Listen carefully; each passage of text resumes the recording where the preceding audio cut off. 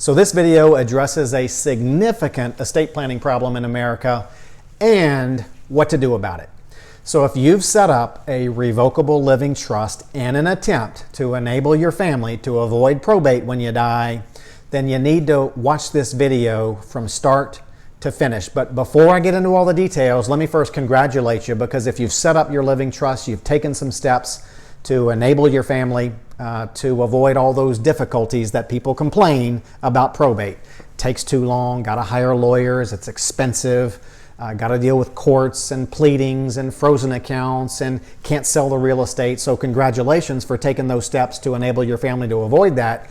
However, there's a problem out there, and it's a beast. And the big problem is that people are setting up living trusts and they're not funding, or they're not retitling assets into the name of their trust.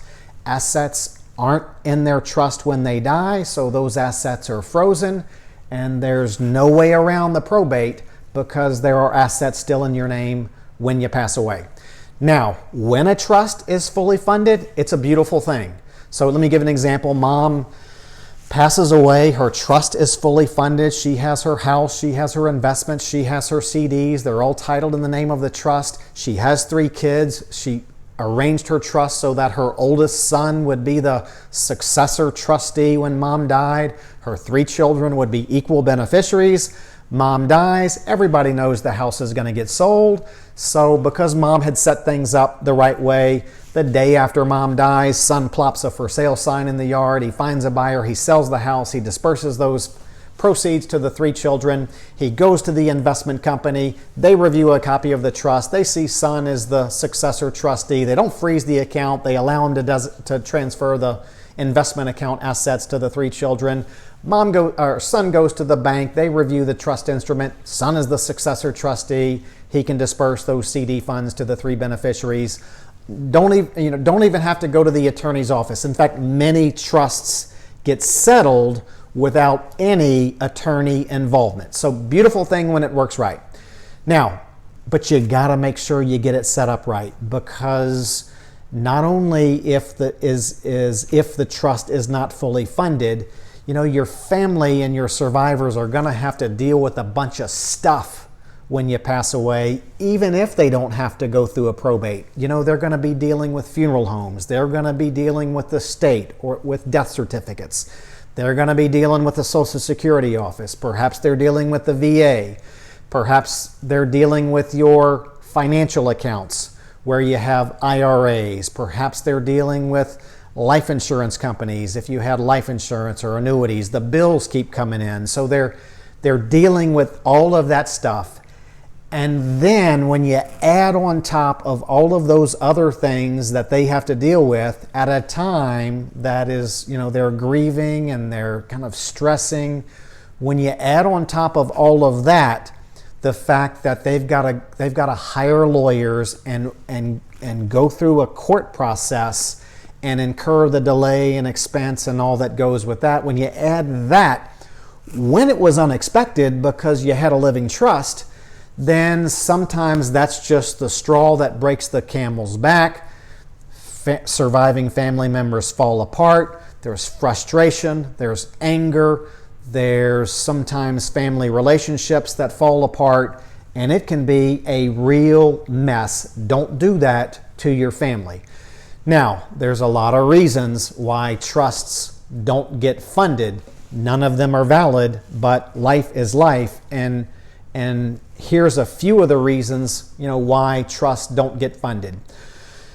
There's a bunch of them. Sometimes people, they don't tell their attorney about all of the real estate that they have. They usually get the home right, maybe if they have a vacation home, but they forget about the little tract that they've had forever. They pass away, the little tract is still in their name, got to go through the whole probate process to get that transferred into their trust. Maybe they opened an investment account after they formed their trust, and they just forgot to open it in the name of their trust. And so they opened their investment account in their name. And so when they die, investment account is frozen, got to go through probate. Maybe they sold their house that was in their trust, and when they purchased their new home, They didn't even think. They just purchased it in their name.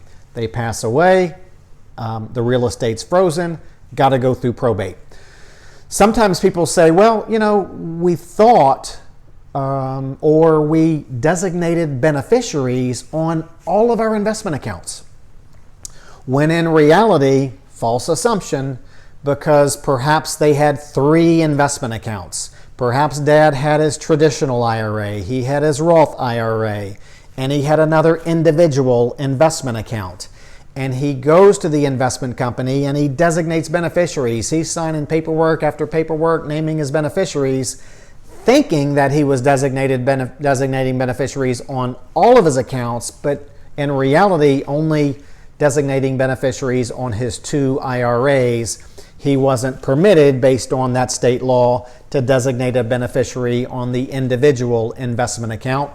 He dies, individual investment account is frozen, nobody gets access to it, got to go through probate.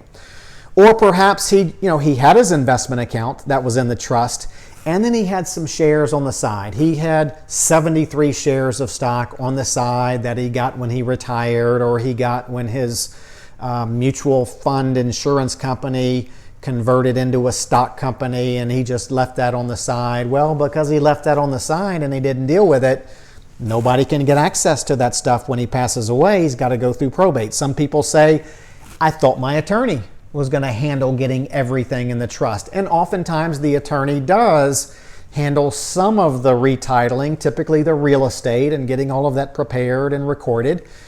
But there are some assets that you have that the attorney can, best they can do is simply give you advice or guide you through going to the bank and getting your CDs retitled, going to the investment company and getting that investment company account retitled.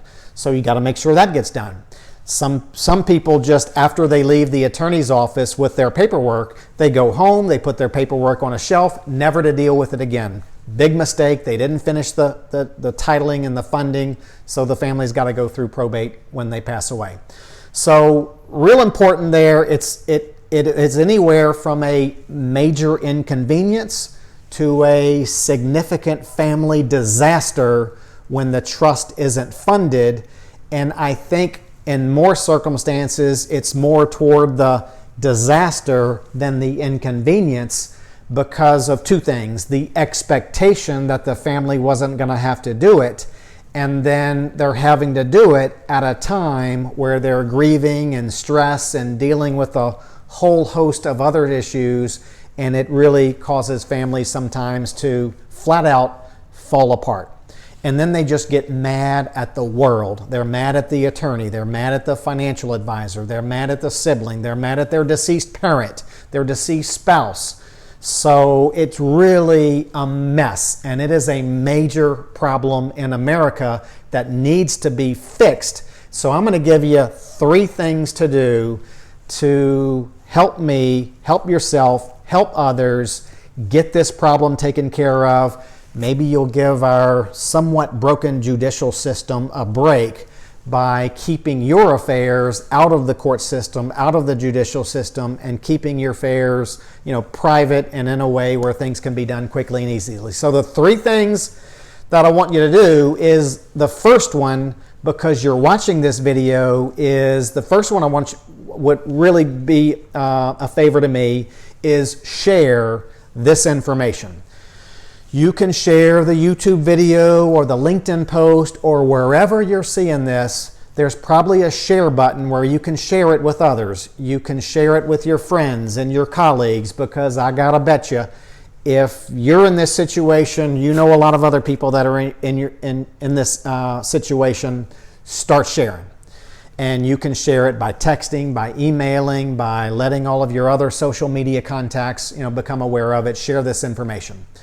And so that'll be a big help. You'll be letting others, know what they need to do. If you're an estate planning attorney watching this, my suggestion, simply share this with your clients and your prospective clients, along with a note to let them know that if they need any help, to let you know.